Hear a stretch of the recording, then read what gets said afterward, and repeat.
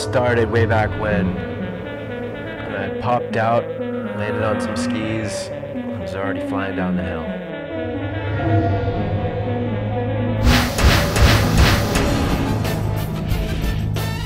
Early age, I think it was around 3, they tell me that there's this one story they were saying, you know, I was in between my mom's legs on the top of the mountain up there with some skis on, and she had turned around to put on her glove or something, and I took off. And her and my dad are really good skiers, and they tried to chase me down this mountain and couldn't even catch up to me. So that's been always my theme in life, is I enjoy going fast. I like getting a little bit out of control and then trying to work my way back in control. And what it was, my whole life I wanted to be a skateboarder. And age 8, I finally got my first skateboard and was hooked. I bombed this hill on Christmas Day, the day I got my board, and I woke up a day and a half later, I'd fall off and hit my head. But I remember when I was recovering, I just couldn't wait to get back on that board. There's something about flying down a hill and just being able to cruise going sideways. I was hooked. I'm an adrenaline junkie, what can I say? Love being in the sun, love being around water. Our family would bring us out to the Delta and they taught us how to water ski. Took some great memories of hanging out with friends, camping near the water. We drop the boat in the water, spend all day wakeboarding. There's something to be said about growing up with a lot of kids around. Pretty much you create your fun. There's no such thing as getting bored, that's for sure. And especially when you're an adrenaline junkie and you love fast cars, fast boats, going fast, wakeboarding, skateboarding, snowboarding, surfing. It's a way of life. After college, I was living back in San Francisco. With all my friends up there, we had this whole kind of ski bum mentality where we'd surf in the mornings and then go find somewhere throughout the day to go skate, whether it be the duck ponds at the cemetery or an empty swimming pool somewhere or the skate park or just a ditch. Didn't matter. As long as we were together skating and having fun, that's what was important. And then we'd go work our jobs. Most of us worked in restaurants. And at night, we'd all meet up again and bomb down the hills in the sunset.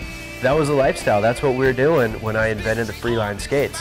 When I was going to college, I overheard a conversation about some sort of weird inline skateboard thing. I thought about that, and so I decided to go to Home Depot and make one. Sure enough, worked really well. So well that I actually wanted to make another one a little bit better. Instead of these little small wheels I was using, I got some big old honkers, some big old skateboard wheels, and these huge like metal iron trucks. And when I was attaching these new custom trucks to the board, it just hit me. I don't even need the board. I can just stand on these 2 little skates and go down the hill. You know, as long as I don't do the splits, it should work. And after 20 minutes, I started getting it. You know, I was doing it. I was carving down the hill, and I look up, no joke, the car at 34th had stopped in the middle of the intersection. The dude was staring at me. The car at 33rd stopped in the middle of the intersection staring at me. People had come out of their houses from all around, and everyone was just frozen, staring at me. That's when it hit me like a ton of bricks, that we've got something here. This is huge. What are those things? It's a new sport that is sweeping the nation. A new sport's getting a lot of attention lately. It's called freelining. It combines inline skating and skateboarding. Skateboarders and surfers are in for a new kind of ride. I may have found what's next. It's called Freeline. Take a look at Freeline skates, invented by a boarder who was just bored of what was out there and wanted to try something new. I mean, literally, it gets better and better every day. I mean, it still boggles my mind every single day how well they work.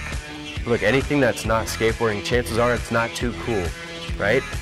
And the fact that they think we're nuts, they think that these are so hard to do, right? I mean, they are a little hard, you know, but like riding a bike is a little hard at first too, you know?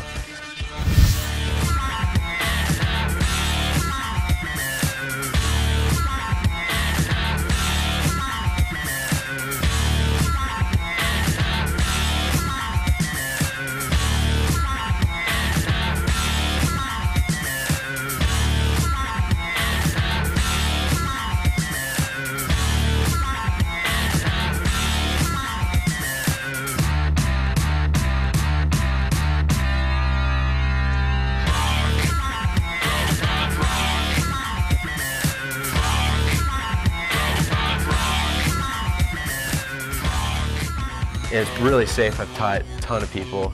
A girl that's 4 years old that rides them.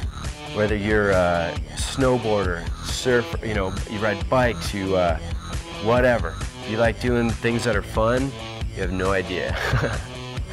And it's so simple. Just like a good chopped bike, no extra fancy, fairings and a bunch of dangly stuff. Just chop it down to its most barest form. The LCD, the simplest form of like human transportation, if you think about it. Such a simple concept, just 2 wheels and a little deck. It still boggles my mind that you can actually get these to move pretty well too. Like weaving through people on the boardwalk, just flying, stopping on a dime, big old power slides. And the faster you get going, once you get up above 20 and 30 and 40, it feels like there's a board there. It takes on a new balance where it's one. And when you lean one way, they both go. And it works really well the faster you get going, actually. No speed wobbles. You're always on edge. It just keeps getting better. Hit us up on Facebook. Hit us up on YouTube. I'll see you on the hill. I'll see you at the skate park. Let's go skate. Let's do this. See you there. Peace.